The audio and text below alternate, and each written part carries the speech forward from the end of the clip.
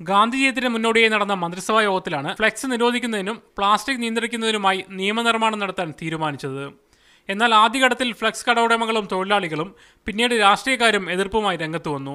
ഈ സാഹചര്യത്തിലാണ് വിഷയം മന്ത്രിസഭ വീണ്ടും പരിഗണിച്ചത്. പൂർണ്ണ നിരോധനം വേണ്ടെന്ന പൊതുധാരണയാണ് മന്ത്രിസഭയിൽ ഉണ്ടായത്. വ്യവസായം തകരാത്ത രീതിയിലുള്ള നിയന്ത്രണം ഏർപ്പെടുത്തിയാൽ മാത്രം മതിയെന്ന് തീരുമാനിച്ചു. ഫ്ലെക്സ് നിരോധനം സംബന്ധിച്ച പ്രായോഗിക നിർദ്ദേശങ്ങൾ സ്വീകരിക്കുമെന്ന് മുഖ്യമന്ത്രിയും അറിയിച്ചു.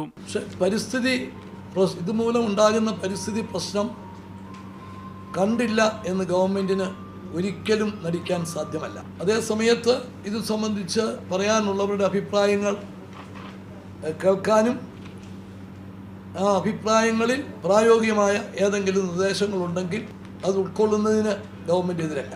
പൊതുനിരത്തുകളിലെ ഫ്ലെക്സുകൾ നിരോധിക്കും. സംസ്കരിക്കാൻ കഴിയുന്ന തരത്തിലുള്ളവയും പരസ്യ ചിത്രങ്ങളും മറ്റും അനുവദിക്കും.